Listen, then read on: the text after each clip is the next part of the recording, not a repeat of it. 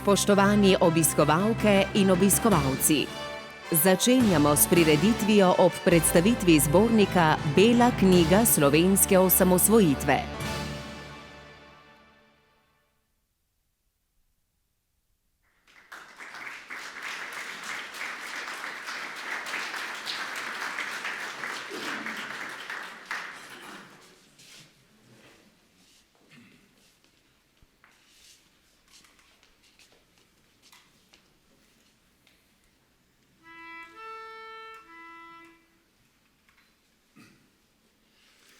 Prijatni obrodile so trtevince nam sladko, ki nam oživlja žile, srce razjasni in oko, ki utopi vse skrbi, po trtih prsih obudi, ki utopi vse skrbi, po trtih prsih obudi. Komu najprej veselo zdravljico, bratje, smo zapet. Bog našo nam deželo, Bog živi v slovenski svet. Brate, vse, kar nas je, sinov človeče matere. Brate, vse, kar nas je, sinov človeče matere. Človeče matere. Žive naj si narodi, ki hrepe ne dočaka dan.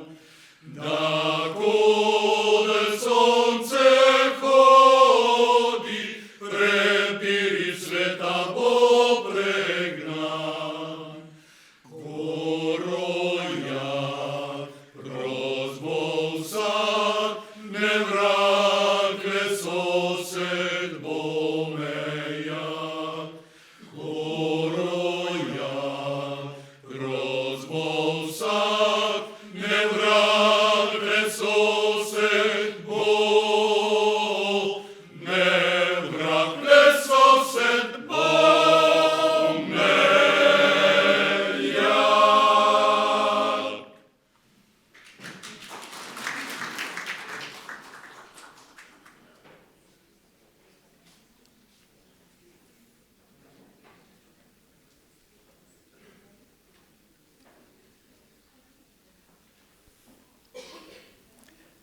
Dober večer vsem skupaj, spoštovane dame, cenjeni gospodje.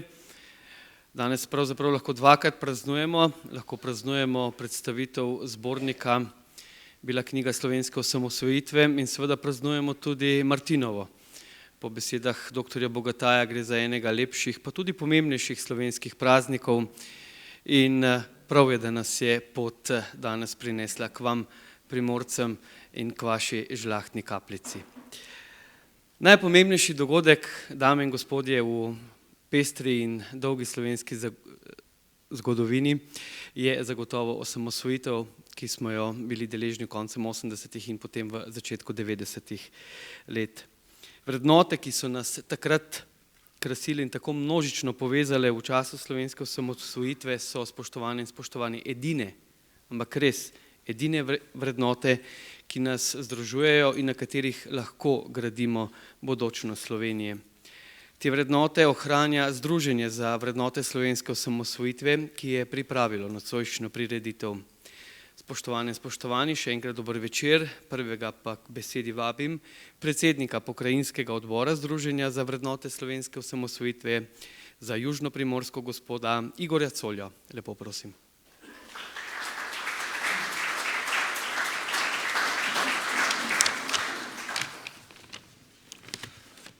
Spoštovane gospe, spoštovani gospodje, dovolite mi, da vas pozdravim v imenu pokrajinskega odbora Združenja za vrednote slovenske osamosvojitve Južna Primorska. Še posebej lepo pozdravljam oba sogovornika na današnji prireditvi zbornika Bela knjiga slovenske osamosvojitve, dr. Dimitrija Rupla in gospoda Janeza Janšo.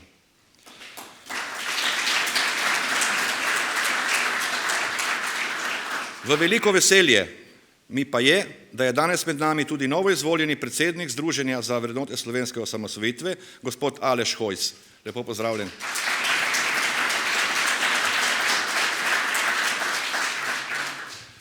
V zgodovini slovenskega naroda je osamosvojitev, utemeljitev in nastanek lastne državnosti ter demokracije epohalno in neponovljivo dejanje. Slovensko osamosvajanje je plod oblikovanega soglasja in enotnosti slovenskega naroda, ki sta pomenili in predstavljata temelj slovenske osamosvojitve. Kar je še posebej pomembno, ker soglasje in enotnost nista sami po sebi dosegljivi vrednoti, kar žal dokazuje tudi slovenska zgodovina.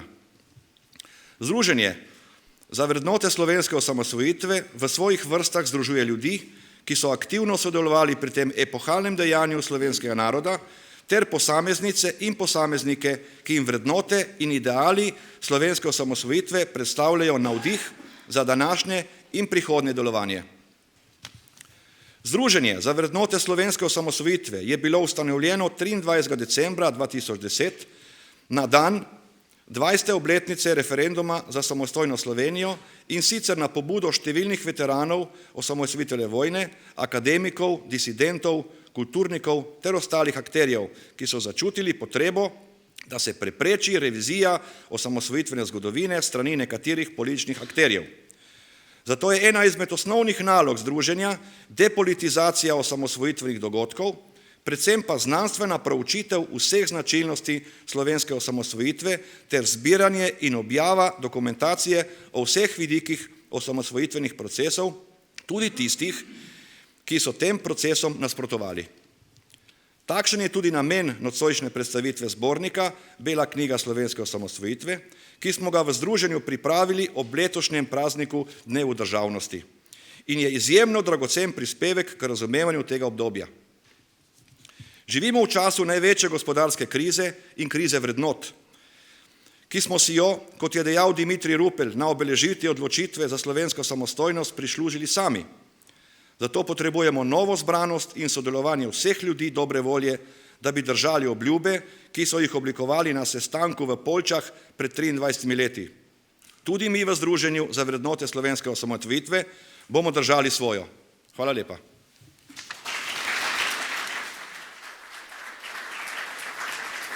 Hvala lepa predsedniku. Kot je bilo že omenjeno, smo v petek obeležili 23. obletnico zgodovinske odločitve poslanskega kluba Demos v Poljčah, ko je padla odločitev, da bomo Slovenci o tem, ali bomo živeli v samostojni Sloveniji in ali bomo odšli iz Jugoslavije, odločali 23. decembra. Malce pred slavnostno obeležitvijo je bil tudi zbor članov VSO, ki je izvolil novega predsednika. Spoštovane in spoštovani, gospod Aleš Hojs, lepo prosim.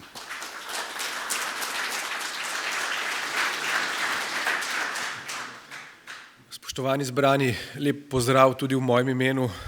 Najprej se mu opravičujem, ker sem po petkovi izvolitvi prišel na slab glas, ampak ne zato, ker sem ratal predsednik, ampak zato, ker se me loteva gripa. Želim vam povedati nekaj besed, ki sem jih predstavil že na svojem govoru v Poljčah. Torej, Združenje za vrednote slovenske osamosvojitve je združenje, ki je še kako pomembno za naš današnji čas. Če smo v letih 89, 90, 91 uspeli z izjemnim zanosom posameznikov, med njimi imamo danes dva priložnost gostiti tukaj, z njihovim pogumom, z enotnostjo slovenskega naroda, relativno hitro, uspešno in učinkovito obraniti agresijo Jugoslovanske ljudske armade, vzpostaviti lastno državo, se prikopati do mednarodnega priznanja in zaživeti kot nov narod v novi državi, seveda vse vrednote, ki smo si jih takrat zastavili, niso uresničene. Ena od glavnih nalog za to, da bomo vrednote, kot so pravično pošteno sodstvo, enakost zakonov za vse, socialna država, socialno tržno gospodarstvo in vse tisto, o čemer govori pravzaprav vsa preprosta in zdrava kmečka logika, uresničili, pa je gotovo to, da poznamo zgodovinska dejstva. Zgodovinska dejstva so se v teh 20 letih zaradi vsega, kar vemo, da se dogaja, zaradi medijskega monopola, zaradi, bi rekel, vzpostavitve paradržave in zaradi tega, ker nekdo in nekje noče slišati resnice, v veliki meri izkrivila. Ravno Bela knjiga je ena od tistih stvari, ki s svojimi zgodovinskimi zapisi, torej z dejanskim prikazom tega, kar se je zgodilo, ne gre za interpretacijo, ne gre za enega ali drugega zgodovinarja, ampak enostavno gre za zapise zgodovinska dejstva, odstira to zgodovinsko resnico. In ta resnica bo tudi na podlagi ali pa predvsem zato, ker naše združenje deluje, prej ali slej zopet prišla med Slovence. Ker imamo danes med nami tako imenitna gosta, sem prepričan, da boste na koncu te predstavitve vsi z njunima izvajanjem oziroma z njunima govoroma še kako zadovoljni. Jaz kot predsednik tega združenja pa seveda ne smem pozabiti povedati, da vsako združenje, torej tudi naše društvo, deluje in bazira predvsem na vas, predvsem na tistih ljudeh, ki so v združenju aktivni, na tistih ljudeh, ki se sebe voljni in so pripravljeni se dati na razpolago. Zato vse tiste, ki še niste člani združenja, že sedaj povabim, da na koncu ne pozabite podpisati pristopne izjave. Hvala lepa.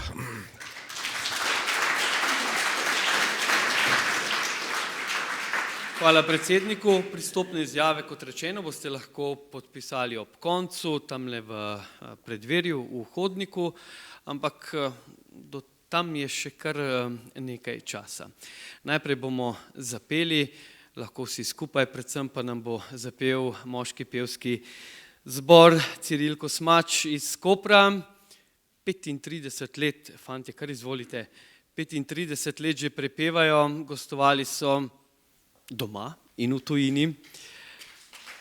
Vodi jih zborovodja Miran Zadnik in pravzaprav je še najlepša najava za njih stavek, ki mi ga je povedal, ko sva se pogovarjala pred prireditvijo. Pojejo vse, kar je lepo, in dve izbrani sta zagotovo eni najlepših. Izvolite, fantje.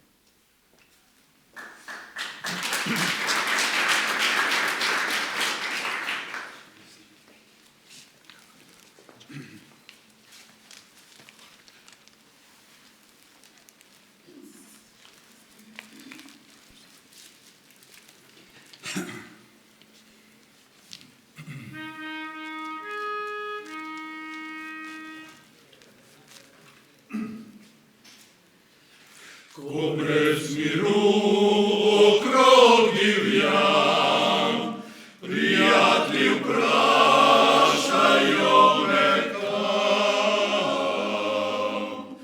Vprašajte raj oblak neba, vprašajte raje val morja, kadar mogočni Gospodar drvi se drtja vihar. Vprašajte raj oblak neba, vprašajte raje val morja, kadar mogočni Gospodar drvi sem drtja vihar. Oblak ne ve in val nekam, kam nese me, o Bog ne znam.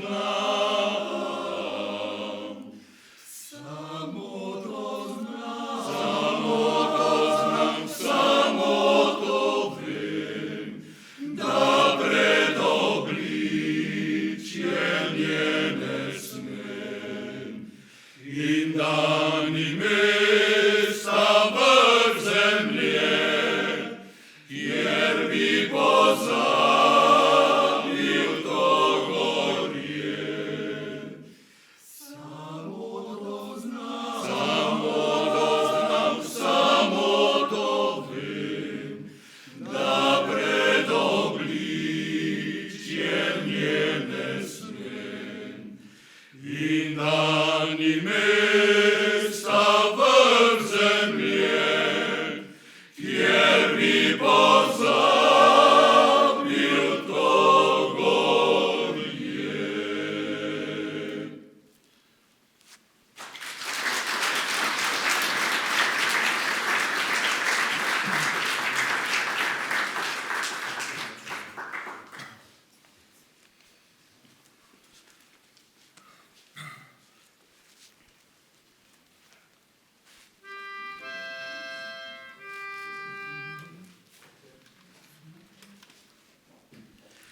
Slovenec sem, Slovenec sem, tako je mati djala, ko me je dete pestovala, ko me je dete pestovala.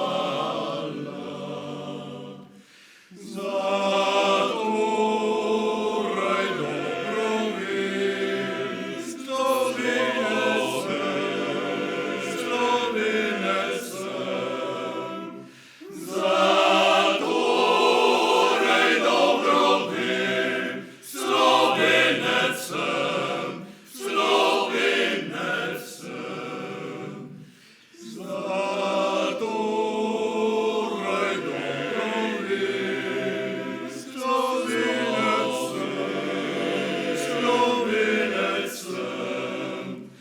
Zatorej dobro vem, Slovenec sem, Slovenec sem.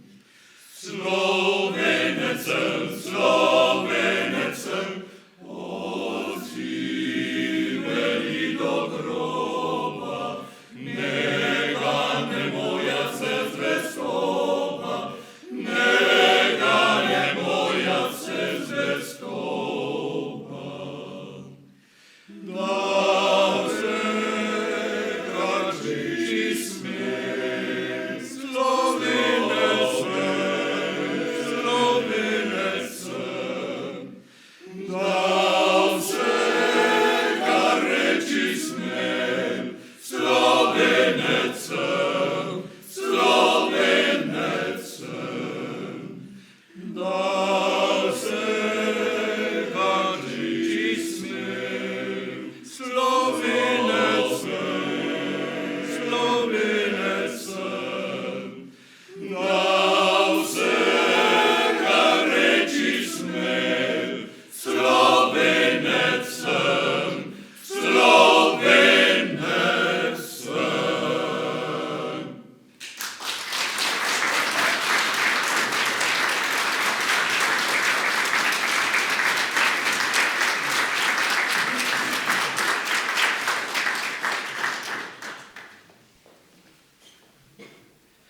Tako, to je bil moški pevski zbor, Ciril Kosmač iz Kopra. Pravzaprav sta vse uvodne misli pred predstavitvijo Bele knjige slovenske osamosvojitve povedala že oba predsednika, gospod Solja in gospod Hojs, tako da meni prav veliko besed ne ostane.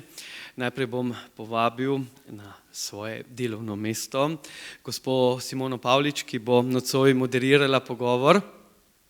In ji vi malce zaploskate, lepo prosim, hvala lepa.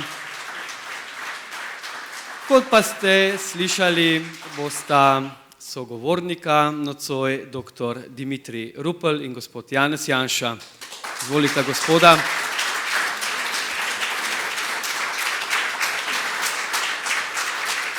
Dame in gospodje, približno 75-80 minut popotovanja v slavno slovensko zgodovino vas čaka. Lep dober večer vsem skupaj. Nocoj bomo torej predstavili slabih 700 strani obsežno in po oceni Dnevnika 2 kilograma težko Belo knjigo slovenske osamosvojitve, nasprotovanja, ovire in izdaja. Bela knjiga slovenske osamosvojitve je pravzaprav zbornik dokumentov, ki ga je izdalo in uredilo Združenje za vrednote slovenske osamosvojitve. Prispevke oziroma predgovore k knjigi so prispevali člani predsedstva Slavko Kmetič, Janez Janša in Tone Krkovič. Dokumenti pa so razdeljeni v 4 zaključene vsebinske sklope, in sicer razorožitev teritorialne obrambe Republike Slovenije maja 1990, javna nasprotovanja, ogledalo zakulisja in pa nasprotovanje ukrepom za zavarovanje osamosvojitve. Belo knjigo slovenske osamosvojitve bosta predstavila moja nocojšnja gosta, dr. Dimitrij Rupel in Janez Janša. Naj samo povem nekaj ključnih stvari iz njunih življenjepisov. Oba sta aktivno sodelovala že v demokratizaciji oziroma v procesih demokratizacije Slovenije. Gospod Rupel je bil urednik Nove revije. Spomnimo, da je februarja 1987 išla 57. številka revije 57. številka Nove revije, ki je vsebovala prispevke za slovenski nacionalni program. Gospod Rupel je bil seveda takrat skupaj z Nikom Grafenhaverjem odstavljen, potem pa je sodeloval tudi pri zapisu Majniške deklaracije, ki je bila prebrana maja 1989 na enem od zborovanj v podporo procesu proti četverici. Zoper proces. Zoper proces proti četverici, hvala lepa. Janez Janša pa je širši javnosti postal znan 31. maja 1988, ko ga je služba državne varnosti aretirala zaradi domnevne izdaje vojaške skrivnosti. Oba sta seveda sodelovala tudi v osamosvojitveni vladi kot ministra oziroma takrat še z nazivom sekretar. Gospod Rupel je bil zunanji minister, Janez Janša pa obrambni. Za danes lahko rečemo, da sta oba pisatelja. Pred kratkim je izšla knjiga dr. Dimitrija Rupla Negotovo življenje 176. članice OZN. Janez Janša pa je letos izdal 3 knjige, 25 let pozneje, 3. dopolnjeno izdajo Premikov ter knjigo Za kulturo življenja. Morda za začetek eno splošno vprašanje za oba o odmevnosti in pomenu bele knjige slovenske osamosvojitve. Vidimo, da so dvorane polne, kamorkoli pridemo, nekako pa pogrešam neko širšo in bolj poglobljeno razpravo v strokovnih krogih. Kakšno je vajino mnenje o odmevnosti in pomenu same bele knjige? Gospod Rupel, izvolite. Hvala lepa. Najprej dober večer vsem skupaj. Me zelo veseli, da smem danes sodelovati pri tej predstavitvi. Torej, bela knjiga je tudi po mojem mnenju, kot je bilo že prej rečeno, zelo pomemben dogodek, pomembna knjiga. Zakaj je ta knjiga zbudila toliko pozornosti in zakaj se mnogo ljudi zanima zanjo, mi ni težko razumeti, oziroma imam neko svojo teorijo o tem. Glejte, ta naša država je bila najprej neka iluzija in neka fantazija, potem je postala neka hipoteza, potem je postala predmet navdušenja, potem je postala vsakdanja realnost. Na kar se je začela neka, se mi zdi, najprej so bili naši nasprotniki, kot tudi je razvidno iz te knjige, nasprotniki osamosvojitve so bili v defenzivi. Prve tedne, mesece, tudi prva leta po osamosvojitvi so nekako z negodovanjem sicer ali pa molče prenašali ta veliki zgodovinski premik oziroma svoj poraz, na kar so prešli v ofenzivo. In danes imamo, tako jaz pač razumem, situacijo, v kateri tisti, ki te osamosvojitve ne marajo, ki te države ne marajo, to državo vodijo. In to je škandal. In ljudje seveda se zanimajo obžalujem, da moram to ugotoviti, za škandale, bolj kot za kakšne druge stvari. In ker je to velik škandal, se ljudje za to zanimajo. Ker se, da tako rečem, ta resnica o tem, da nam vladajo ljudje, ki te države ne marajo, da to državo vodijo ljudje, ki te države ne marajo, ki ne marajo tega, kar delajo, to je tak škandal, da zbuja velikansko pozornost. Hvala. Gospod Janša. Lep dober večer tudi z moje strani. Hvala za udeležbo na tem pogovoru. Mi trije se bomo trudili, da vam ne bi bilo dolg čas, malo pa lahko tudi sami prispevate, potem, ko bo mikrofon odprt.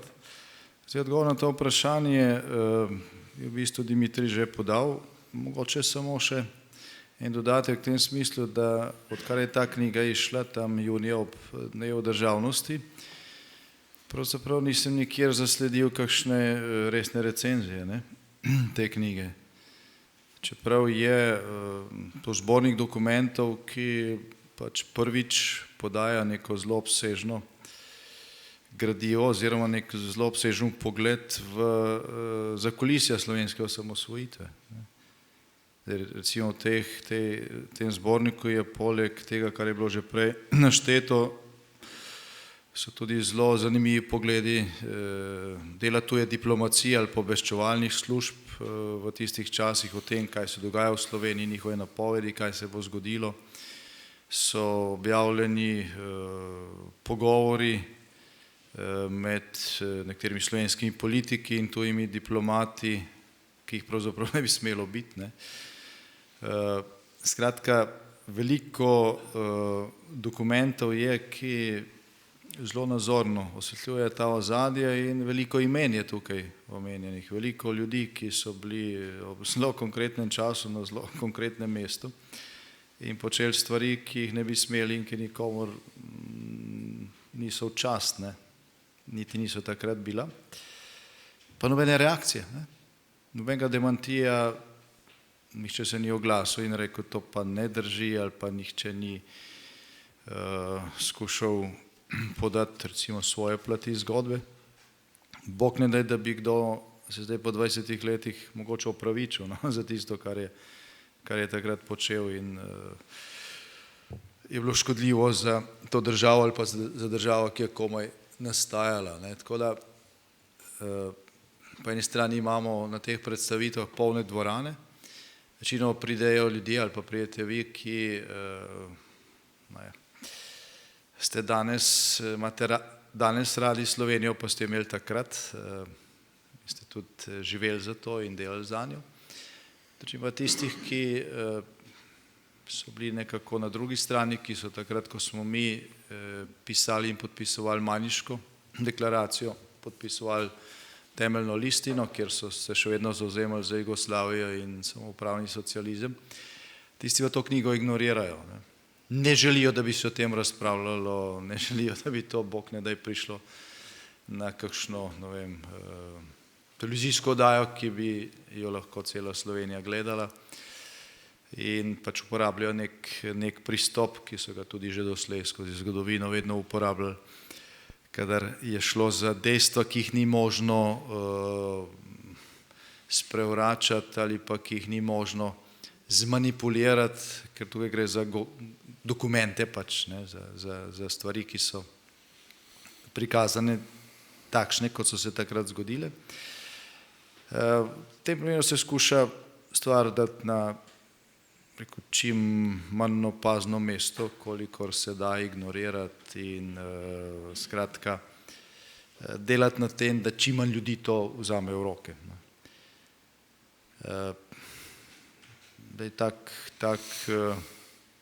Tak pristop je bil značilen tudi za čase pred slovensko osamosvojitvijo. Recimo Nova revija je bila mogoče prva izjema, ta 57. številka, ko je bila vsebina tako šokantna za takratno oblast, ko je v bistvu bil objavljen slovenski nacionalni program, da se ni dalo to zignorirati pa opraviti na kratko z represijo z avtorji, ampak je vendarle prišlo do neke polemike, ampak takrat, če se spomnite, se je polemiziralo v tistih glavnih medijih z vsebino, ki jo niso objavili. Nova revija pa je šla v 1500 izvodih, ljudje so sicer fotokopirali, je bilo polno teh kopij takrat, vem, da je bilo to najbolj vroče čtivo in tako dalje, ampak same vsebine ni nihče objavil in jo potem kritiziral v teh osrednjih časopisih, ampak so to samo kritizirali. CK je razpravljal o gradivu, vendar ga niso objavili, samo obsodili so ga. Tako da to, kar se zdaj dogaja, ni nič novega in jaz mislim seveda, da bo tudi efekt približno takšen, kot je bil z podobnimi ključnimi knjižnimi deli v tistem času pred osamosvojitvijo, se pravi, vsebina se bo širila. Ta knjiga bo slej ko prej zunaj tudi v elektronski obliki, dostopna pravzaprav vsakomur. Elektronska oblika ne bo težka 2 kili ali 3. Danes je lažje tudi zagotoviti to dostopnost in sem dejal že na tiskovni konferenci, ko je knjiga išla. Od danes naprej stotine slovenskih zgodovinarjev, ki so se doslej delali, da te plati ne poznajo in so skušali mnogi tudi ljudi prepričati, da je pač ni. Od danes naprej tega ne bodo mogli več trditi, ker je ta obsežen zbornik dokumentov, ki ga je Združenje za vrednote slovenske osamosvojitve zbiralo od same ustanovitve naprej, izdan, natisnjen, in ker bo temu zborniku sledilo še nekaj nadaljevanj, glede na to, da je bilo bistveno več gradiva zbranega in se še vedno zbira, kot pa je tukaj objavljeno. Torej, da zaključim. Vsak, ki bo to knjigo vzel v roke, bo mogoče v tej knjigi našel nekaj, kar je živel, pa je v teh 20 in še nekaj letih pozabil, ker se je preko ekranov in preko tega glavnega zvočnika stvari prikazovalo drugače.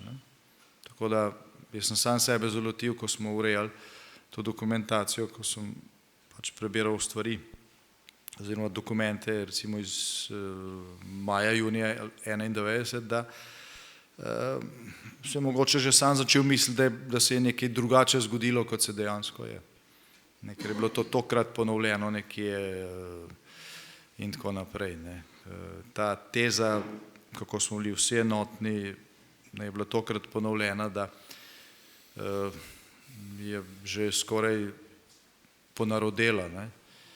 Čeprav smo bili enotni kot narod in ljudstvo, kot politika pa smo bili razdeljeni. V tej knjigi boste našli tudi razprave o sprejemanju ključnih dokumentov, ki so omogočili, da se je Slovenija osamosvojila, predvsem s področja obrambne zakonodaje, ki smo jih sprejeli z 1, 2, 3 glasovi Demosove večine. Po sreči, če jih ne bi, tudi samostojne Slovenije ne bi bilo. Tako da knjigo se splača vzeti v roke, kljub temu, da je težka v svoji fizični pojavnosti. Ko jo boste odprli in prelistali, boste videli, da je vsebina že bistveno težja od 2 kilogramov. Hvala obema za te uvodne besede. Nadaljujemo pa s prvim poglavjem oziroma vsebinskim sklopom, ki govori o razorožitvi teritorialne obrambe. Aprila 1990 so potekale prve večstrankarske demokratične volitve po drugi svetovni vojni v Sloveniji, kjer je zmagala koalicija Demos.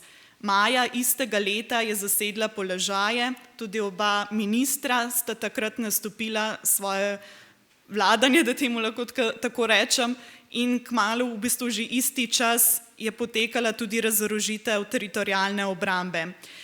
Kasneje ste poslali, gospod Janša, brzojavko občinskim štabom teritorialne obrambe s prošnjo, da vam posredujejo vse informacije o sami razorožitvi. V zborniku so objavljeni tudi vsi odgovori. Zanima me, ali so vsi občinski štabi odgovorili, ali je bil kakšen odgovor še posebej zanimiv oziroma nenavaden, ter kako komentirate izjavo Boruta Plavška, ki vam je v pismu 1994 napisal, da je bil prvi poskus razorožitve že novembra 1989. Je veliko vprašanj, to je tudi zelo obsežno poglavje. Zdaj so vsa poročila, ali so vsi odgovorili ali niso, to se jaz ne spomnim za nazaj. Zdaj, ko smo zbirali to gradivo, čisto za vse občine tega nismo uspeli zbrati, smo pa zbrali za veliko večino, tako da je z tega vidika v tem prvem poglavju knjiga zanimiva za celo Slovenijo, ker skoraj vsak lahko praktično najde noter tudi poročilo za svojo takratno občino. Bilo jih je, mislim, 64, zdaj jih je 210 ali 212. In ja, iz teh poročil je razvidno, kako je neka struktura, ki je bila v Sloveniji takrat postavljena in plačana za obrambo domovine. Teritorialna obramba je bila ne glede na takšno in drugačno ideološko podlago in oznako na kapi in tako naprej, vseeno neka oborožena sila Slovenije, kjer so jo tudi sestavljali Slovenci. Skratka, iz teh poročil je jasno, kdo je to svoje poslanstvo opravil v tem smislu, da je domovini ostal zvest in kdo ni. In sedaj žalostna slika, ko se potegne črta pod tista dogajanja, je, da samo 14 občin v Sloveniji tega orožja ni oddalo, vsi ostali pa so to orožje oddali, oziroma je pri nekaterih bilo že prej v teh objektih Jugoslovanske armade. Še bolj žalostno spoznanje, ko prebereš to dokumentacijo, pa je, da je takratna slovenska oblast, ki je volitve izgubila, je pa operativno še vodila državo oziroma takratno republiko, to razorožitev v slovenski javnosti in tudi novim oblastem zamolčala. Sam čas razorožitve pa uskladila z Beogradom, kajti slovensko teritorialno obrambo so začeli razoroževati v tem glavnem šunku, v tistih prejšnjih, nekaj več kasneje. 16. maja, to je na dan, ko je prisegala Demosova vlada, se pravi, ko je tista prejšnja socialistična oblast oziroma Šinigojeva vlada odložila svojo odgovornost.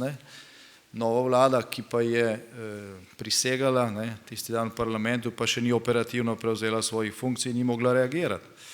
Primopredaja ni bila izvršena. Tako da je bilo to zelo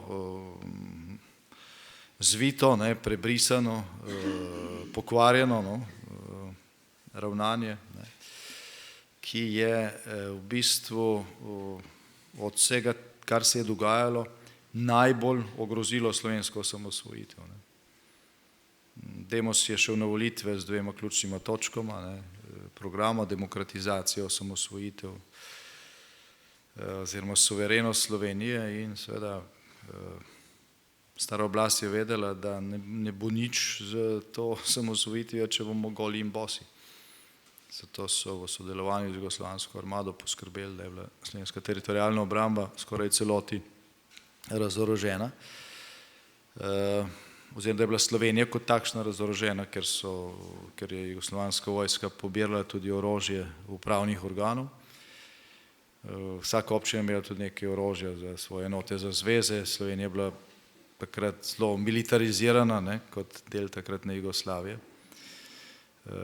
Na papirju je imela Jugoslavija leta 1989, mislim, da četrto največjo armado v Evropi. Velikansko število. V Sloveniji je imela samo teritorialna obramba več kot 70.000 ljudi razporejenih in seveda tudi orožje, vključno z nekaj rezervo tega orožja, to je ogromna številka.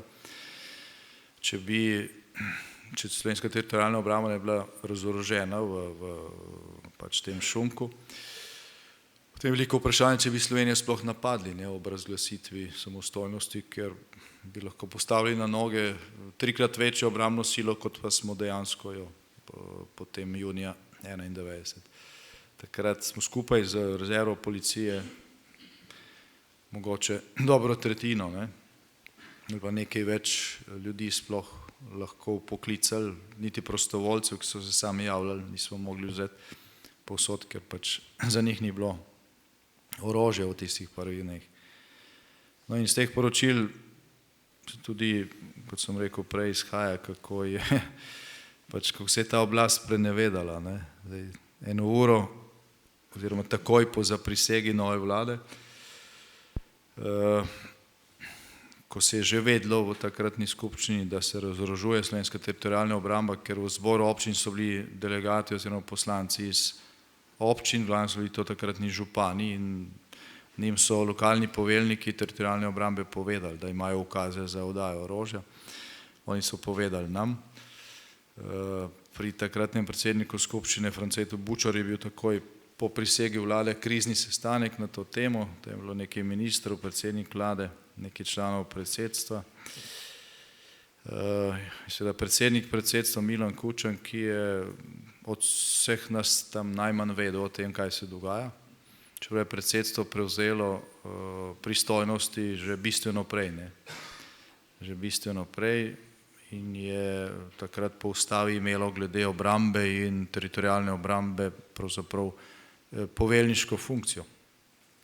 Tudi po takratni jugoslovanski ureditvi je bilo republiško predsedstvo v bistvu poveljnik teritorialne obrambe. Samo del teh vodstvenih pristojnosti je bil deljen z Beogradom, ampak v nobenem primeru se nič za slovensko teritorialno obrambo ne bi smelo dogajati mimo predsedstva, pa je kljub temu takrat predsednik predsedstva dejal, da on o tem nič ne ve. Kasneje, ko so bila ta poročila izdelana, se je videlo, da so praktično ti lokalni poveljniki teritorialne obrambe, poveljniki pokrajin ali pa občinskih štabov, najprej obvestili predsedstvo. Se pravi, največ informacij o tem, da je prišel ukaz za razložitev, je dobil ravno Milan Kučan. Nekje so bili tako vneti, da so na Gorenjskem recimo so do Kučana prišli tako, da so klicali Dolanca na vikend v Martuljku in je on takoj potem klical Kučana in mu to povedal, čeprav verjetno je Dolanc to tudi že prej vedel, glede na svojo vlogo. To je točno uro, dan, vse je dopisalo v teh poročilih. Še nekaj dni prej pa se je seveda predsednik predsedstva ne sprenevedal, ampak debelo zlagal, ker je skušal zakriti svojo odgovornost in tudi to, zakaj ni reagiral. In tudi potem še, ko se je ugotovilo, zakaj se gre, je trajalo 2 dni, da je predsedstvo pač prepovedalo oddajo orožja, formalno z ukazom. Vlada tega pooblastila ni imela in v tistem času je bilo večino orožja pač odpeljanega. Tako da ta 2 resorja sta bila takratni Demosovi vladi, ki sta bila na začetku samo na papirju, ne njegov, on je ostal sekretar za zunanje zadeve ali za mednarodno sodelovanje brez diplomacije. Jaz pa sem prišel v pisarno in sem bil minister za obrambo brez vojske. Tako da oboje je bilo treba narediti potem v roku enega leta, do takrat, ko se je pač Slovenija osamosvojila in tudi efektivno prevzela pristojnosti v svoje roke oziroma prenesla. Pristojnosti so bile prej na zveznih organih, na Beogradu, na federaciji v lastne roke. In v tem času se je marsikaj dogajalo, o tem pa govorijo naslednja poglavja te knjige. Na eni strani beremo o nasprotovanju doma. Ključni zakoni so bili sprejeti z nekaj glasovi večine. Na drugi strani pa tudi v svetu oziroma v Evropi ni bilo vse rožnato. Tudi tujina nam je v bistvu obrnila hrbet. Gospod Rupel, kaj je bilo težje? Prepričevati domače nasprotnike osamosvojitve ali tujino, tudi kasneje, da nas prizna? In kako je bilo pravzaprav delati v Demosu, kako je bilo usklajevati te ključne zakone? Ja, me veseli, da je Janez omenil neko sorodnost med resorjema, ki sva ju vodila v tisti prvi vladi. Socialistična republika Slovenija seveda je imela nekaj ustanov, ki so bile pomembne potem za razvoj državnosti. Na področju obrambe in zunanjih zadev pa seveda je republika imela zelo malo pristojnosti oziroma je bilo treba ti 2 področji na novo organizirati. Kar zadeva diplomacijo in zunanje zadeve, je treba povedati to, da je bil to nek poseben zgodovinski trenutek. Za obe področji je bil ta trenutek zelo pomemben, zelo usoden. Končevala se je hladna vojna. Bila je kriza v Sovjetski zvezi. Cela vrsta državnikov, tudi zahodnih, predvsem zahodnih, je bila vajena nekega ravnotežja, ki ga je predstavljalo torej to nasprotovanje oziroma to protislovje med vzhodom in zahodom, med Sovjetsko zvezo in Združenimi državami Amerike. To se je zdaj podiralo in mnogi na to niso bili pripravljeni oziroma niso vedeli, kako s tem ravnati. Zdaj, kar se tiče diplomacije, seveda je bila vključena v nek projekt, jugoslovanski projekt, ki se mu reče neuvrščenost. Naša diplomacija je bila vajena pravzaprav gledati stran od problemov, gledati stran tudi od glavnih dilem hladne vojne in tako naprej. In gotovo ni bilo enostavno torej sestaviti diplomacije s pomočjo ljudi, ki so imeli druge interese oziroma ki so zastopali drugačna stališča. Vendarle moram reči tole, da jugodiplomati, ki so bili, kot rečeno, predani neuvrščeni politiki, so večinoma skoraj da brez izjeme prestopili na slovensko stran, bodisi zaradi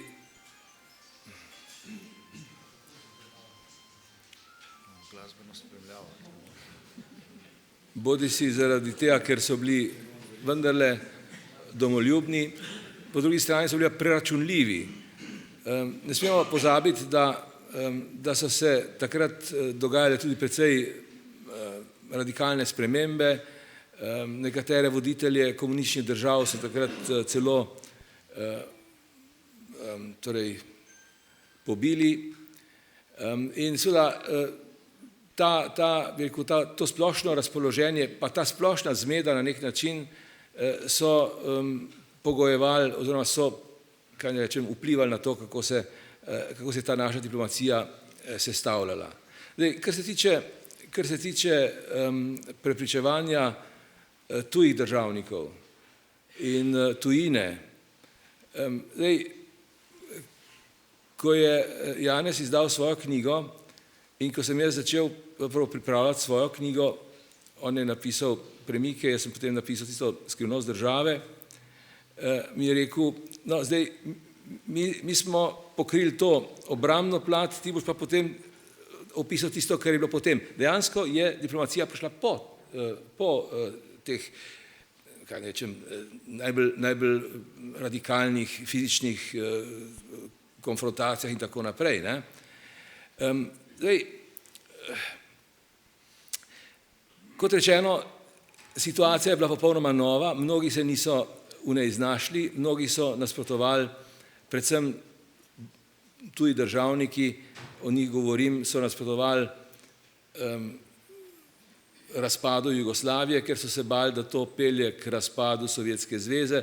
Nam so zelo pogosto govorili, da naj za božjo voljo ostanemo v Jugoslaviji, ne podiramo Jugoslavije, ker bo to pomenilo slab zgled za Sovjetsko zvezo, da bo v Sovjetski zvezi prišlo do razpada in da bodo dobili nuklearno orožje v roke neodgovorni posamezniki, teroristi in tako naprej in tako naprej. Skratka, ko sem se začel pogovarjati o, kaj ne rečem, mednarodnem uveljavljanju, priznanju Slovenije kot samostojne države, sem se soočil z enim novim berlinskim zidom, da tako rečem, čeprav je berlinski zid, tisti pravi berlinski zid že padel. In nisem imel lahkega dela, tudi naša diplomacija v celoti ni imela lahkega dela, tudi tisti, ki so iskreno verjeli v to, kar je bilo treba delati. Zdaj, imeli pa smo tudi srečo.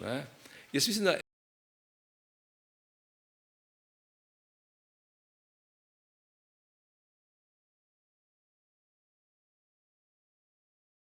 Sovjetski zvezi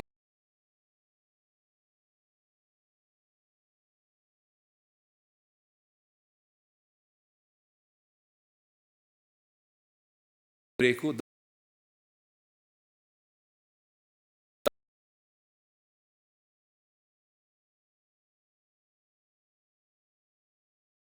skratka Jelcin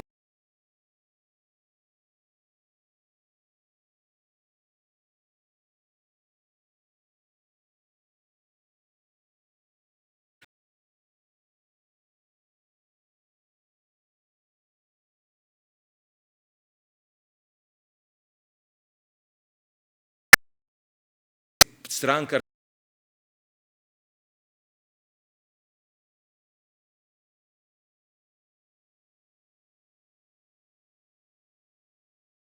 no,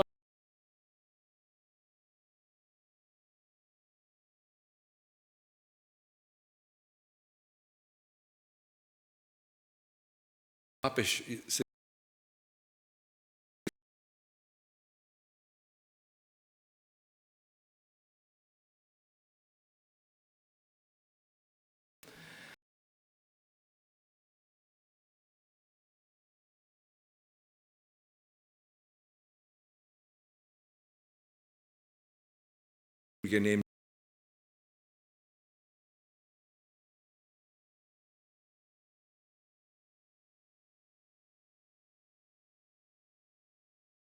če ne bo drugega,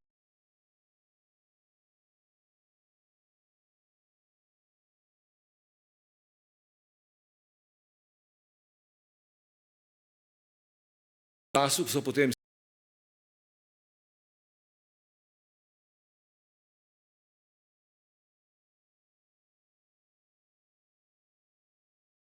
to je bilo lažje.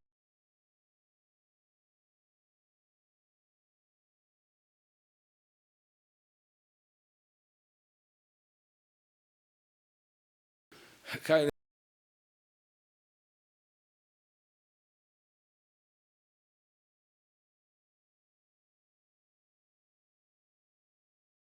nedotakljivo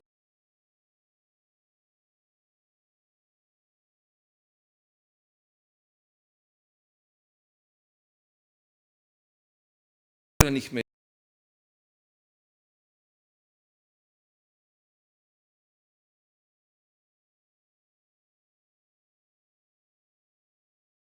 Potem tudi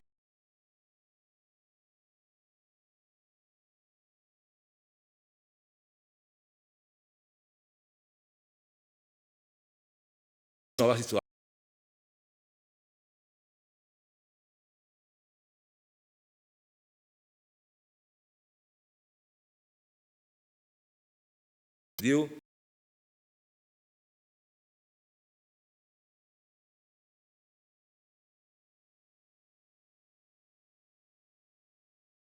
Junija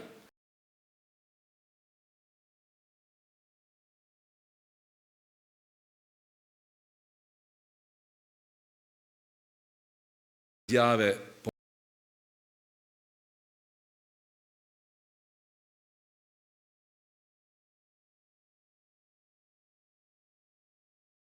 na pobudo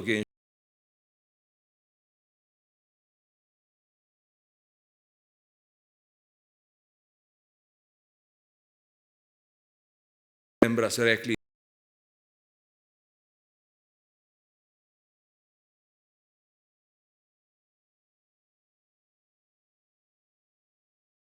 Socialistične republike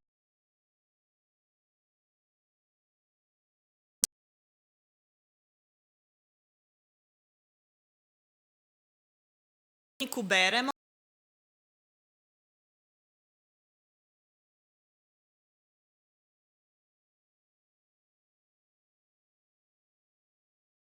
Tudi da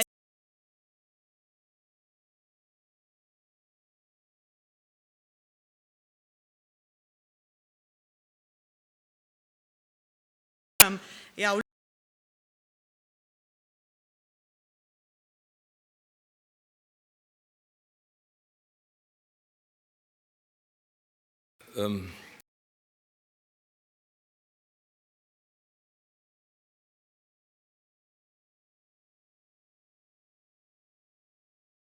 demokratske stranke.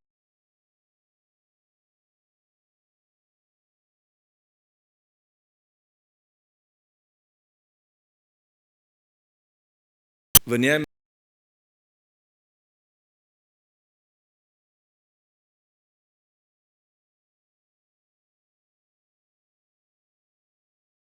Slovenija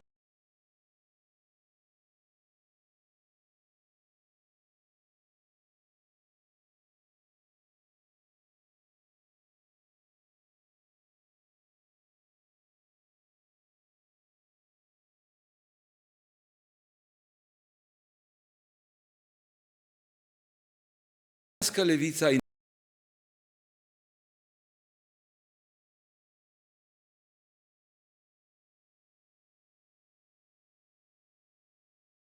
resnici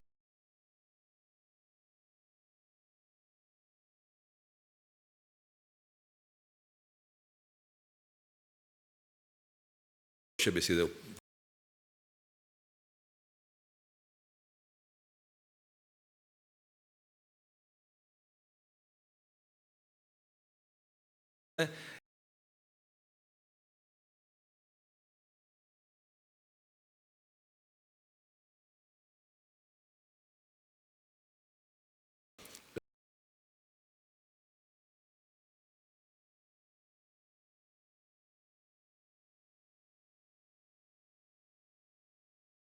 Kako so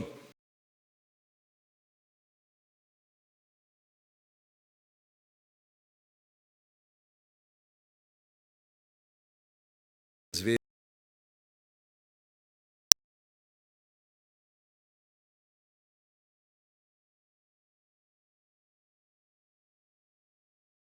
Italije.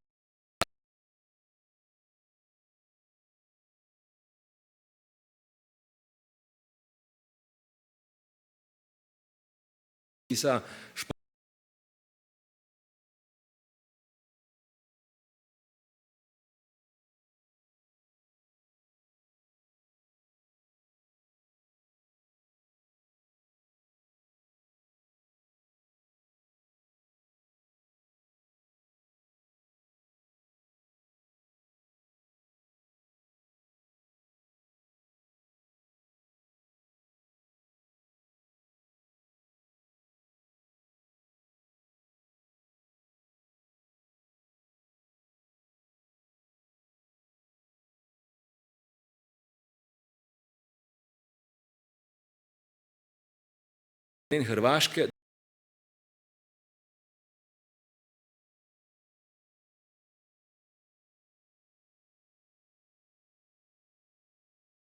priznali.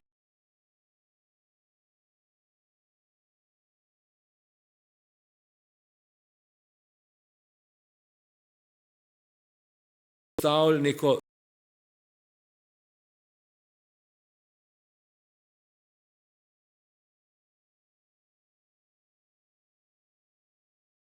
zunanji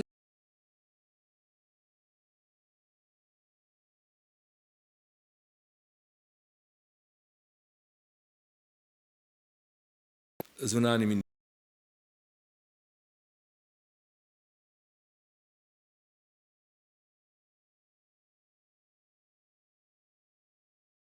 Dnevi očitno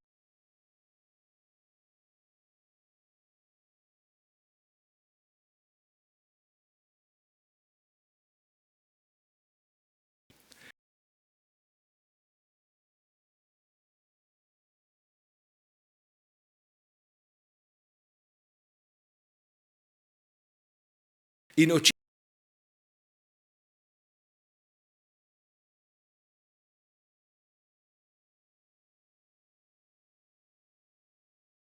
veliko stvar za Slovenijo.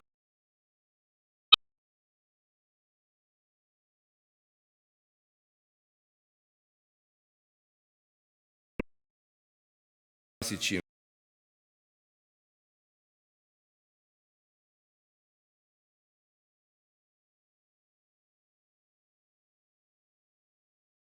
Zadnjem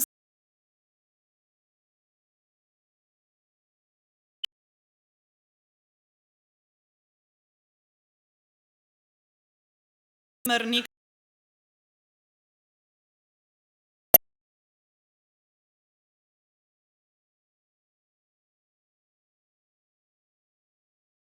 in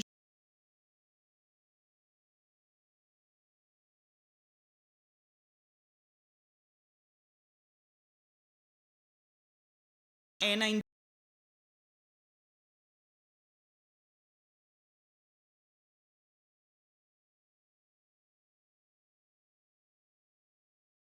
tega tako zelo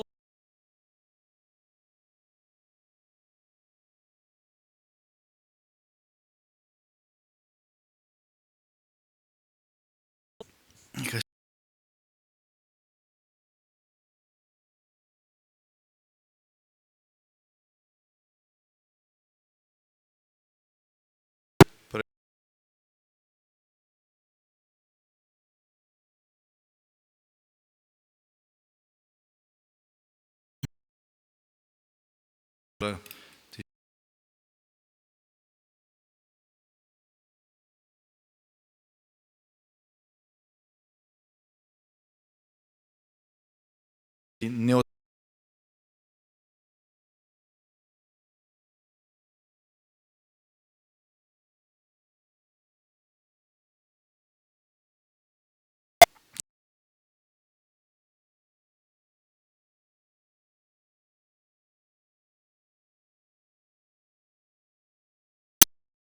avtomobili.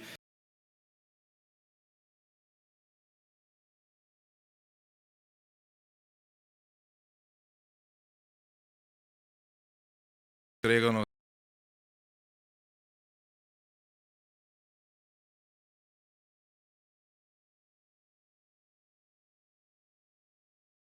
Pravi nekaj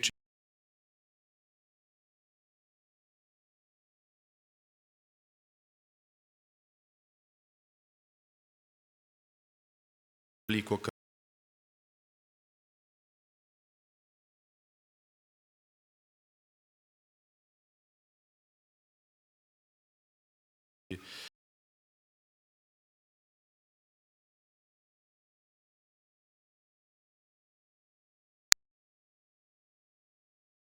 zadolžen.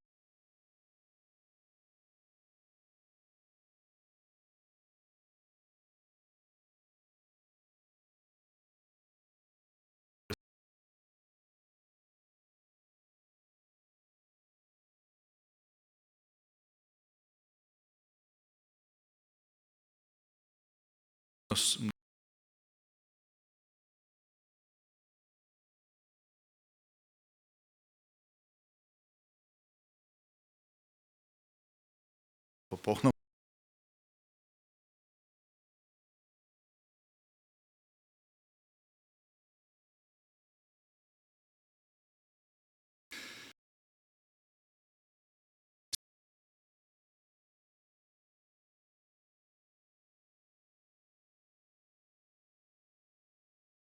Bitve.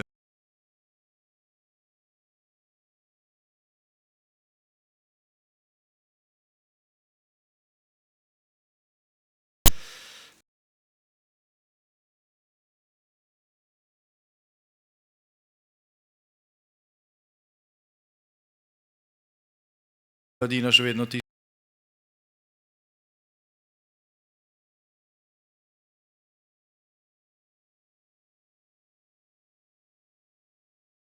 obje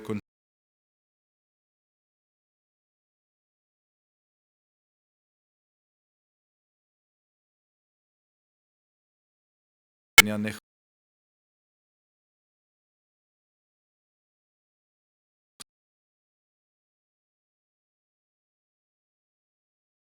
lagala.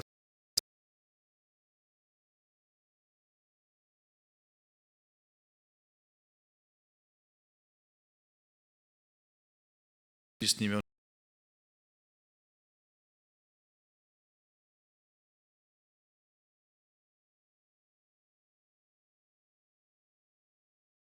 pa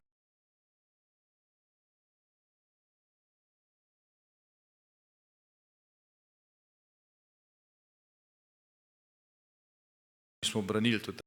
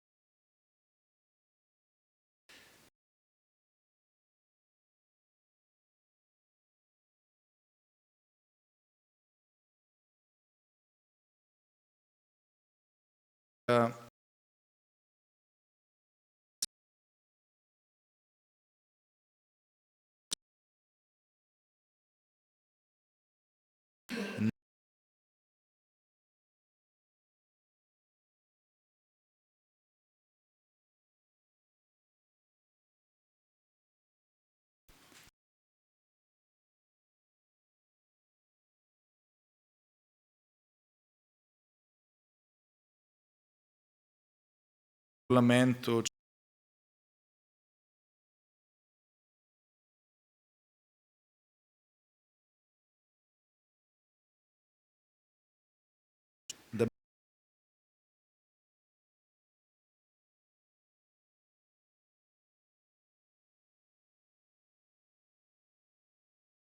osamosvojitvi niti ni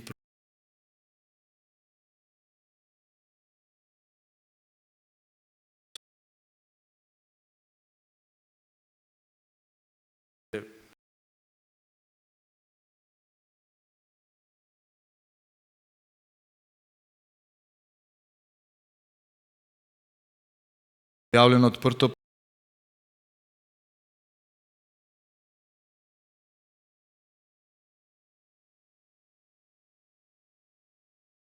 Ormož.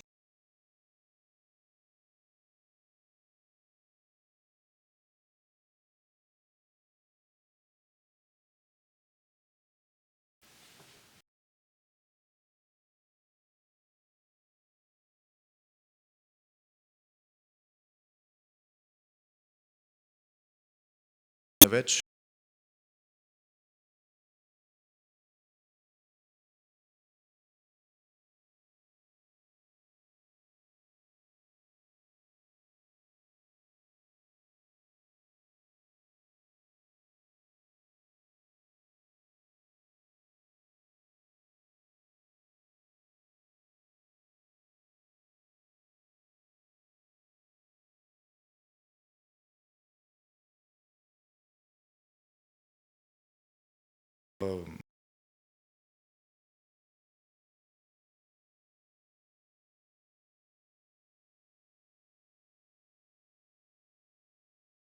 Ko je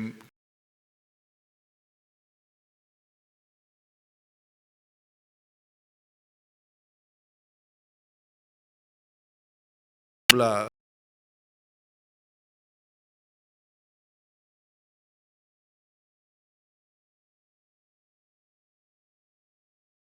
teritorijalna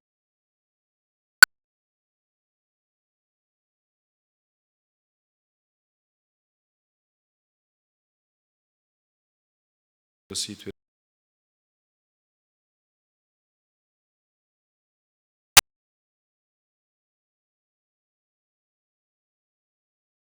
Ki so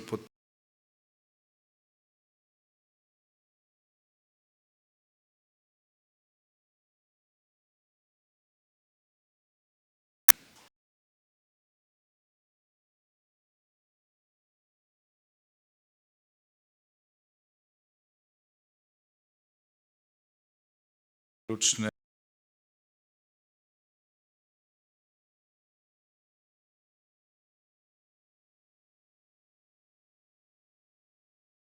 napade.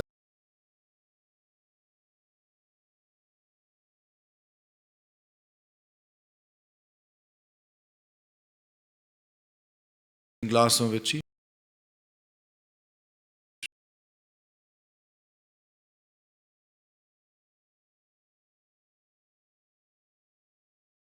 Glasovala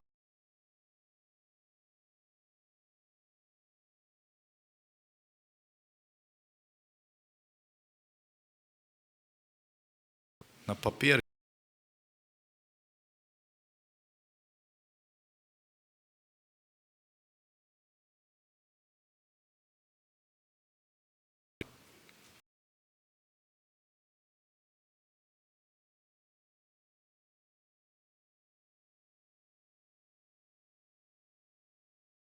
Se, ki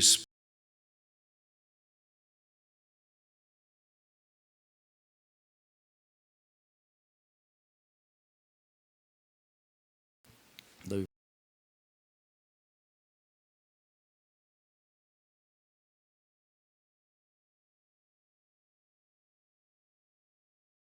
mi prenovitelj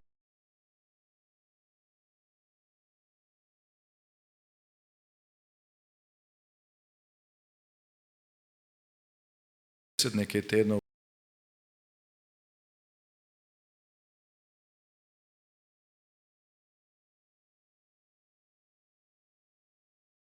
zrušijo demos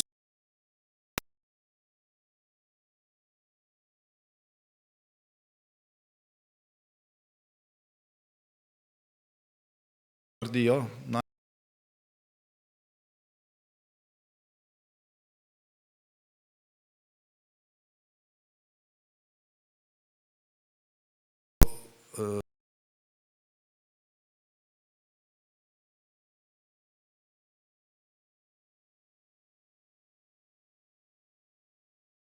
da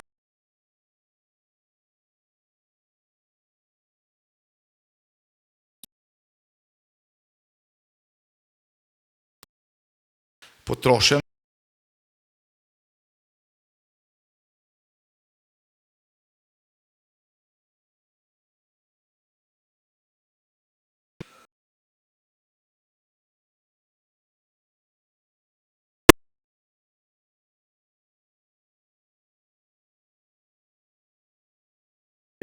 zračni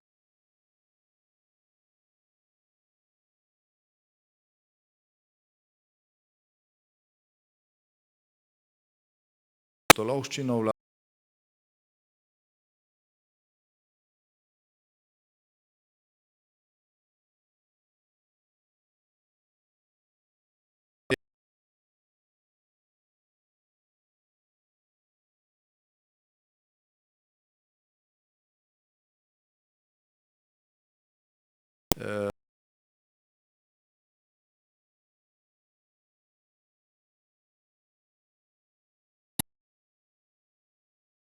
na drugi ali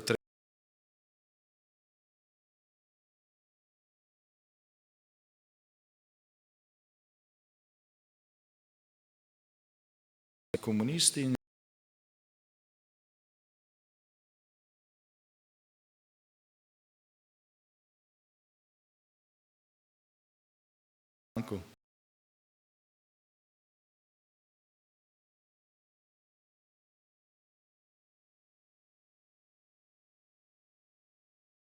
smo samostojni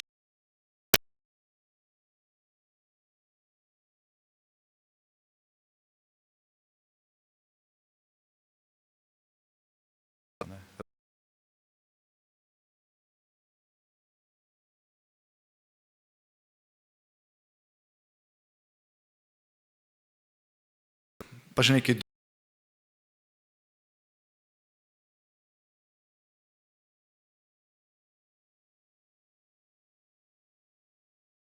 ali pa vse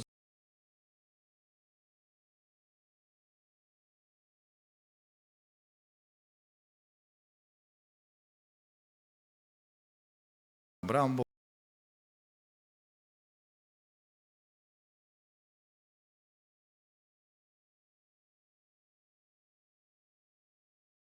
tujih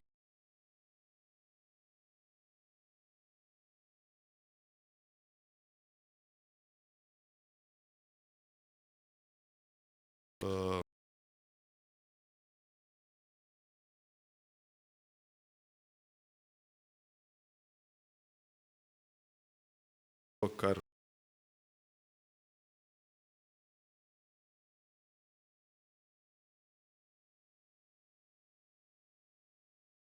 Slovenije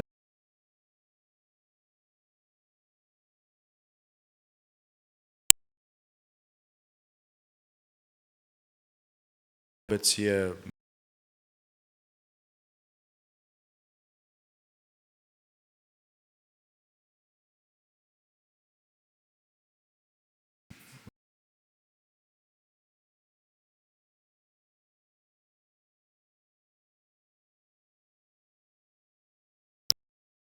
vse, kako se bo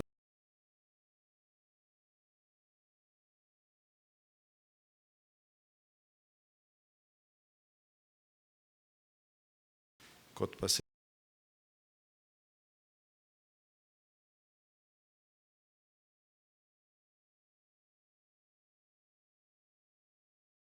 vendar je to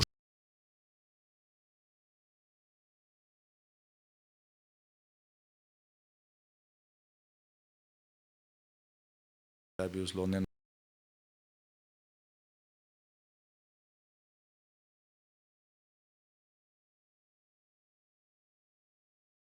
nekdo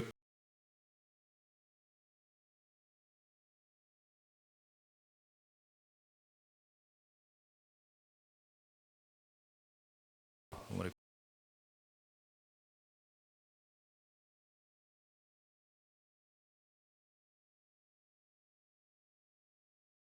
seveda iz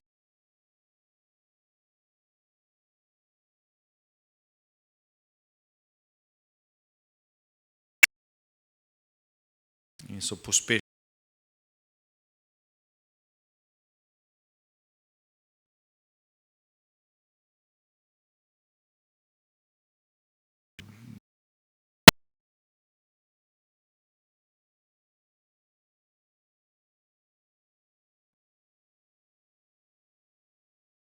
General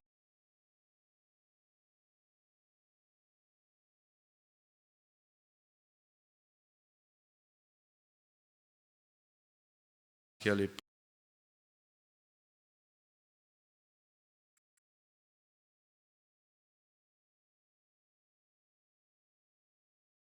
je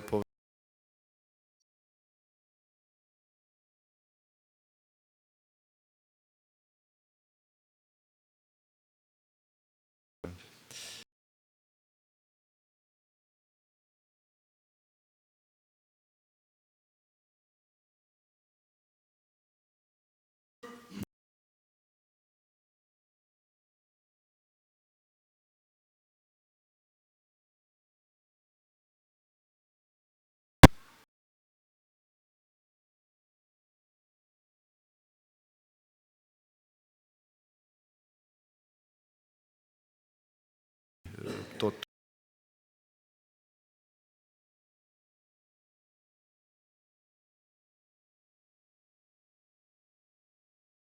aktivno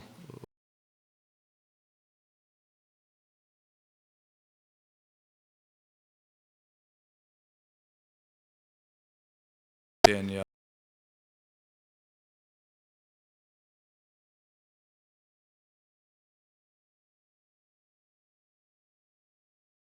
Smo to prevzeli.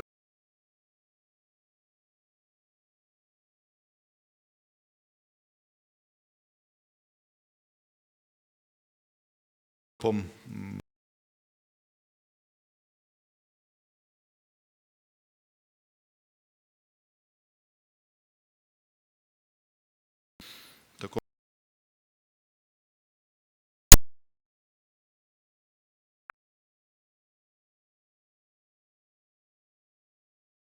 videli tanke,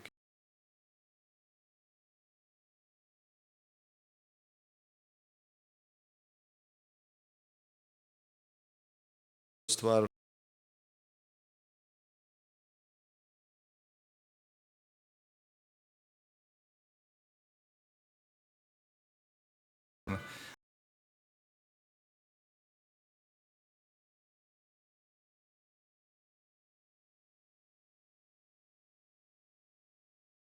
Kristina.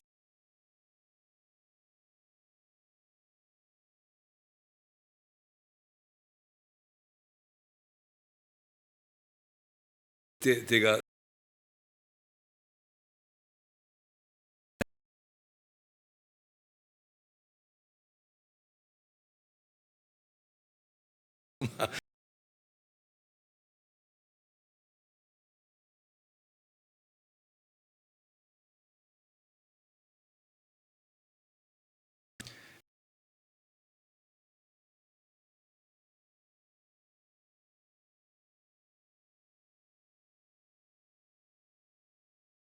Zlobec.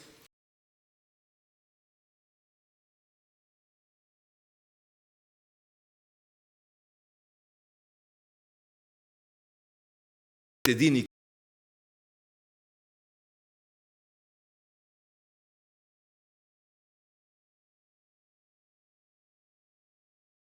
prekršek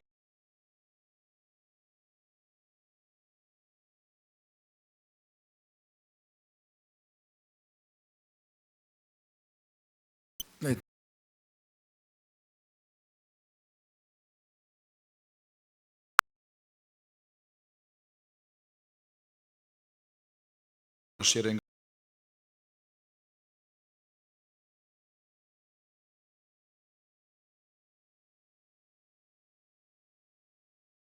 Tako bo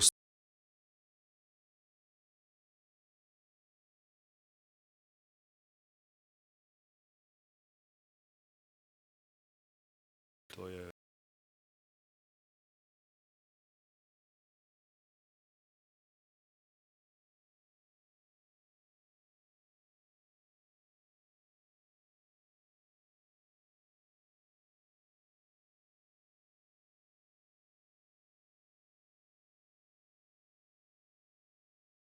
osamosvojitve.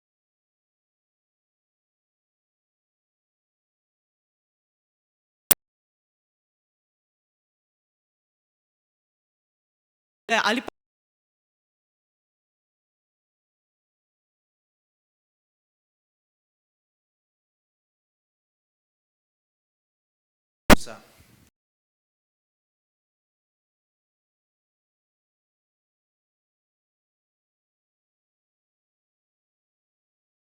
In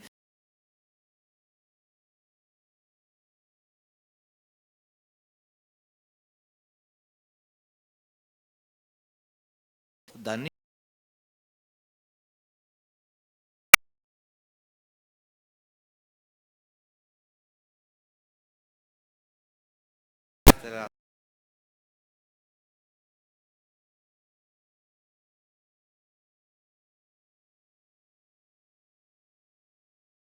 na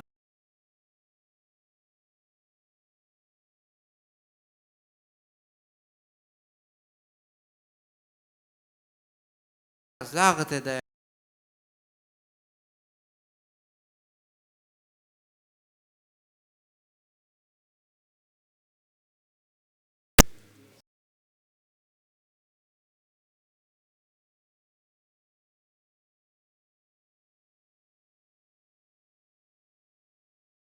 dogaja.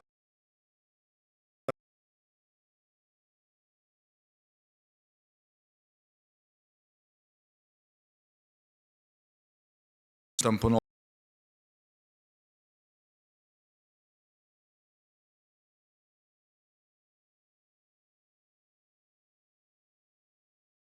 Že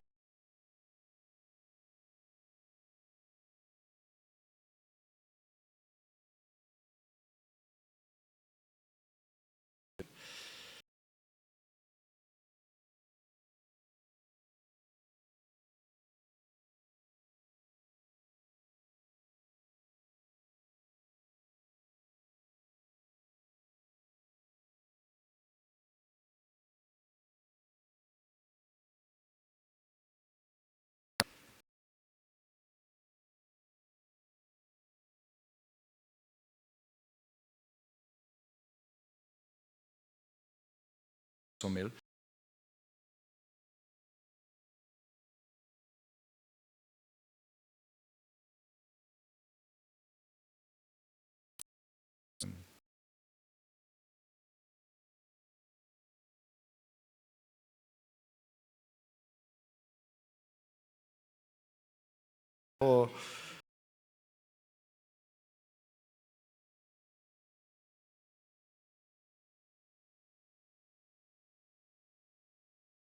Ora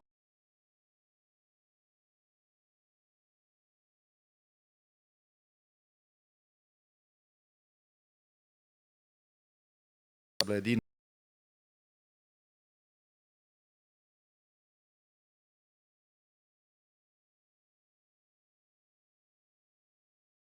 bav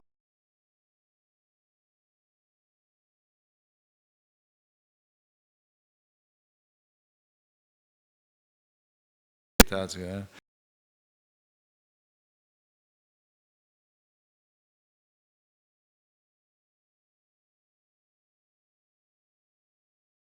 Našega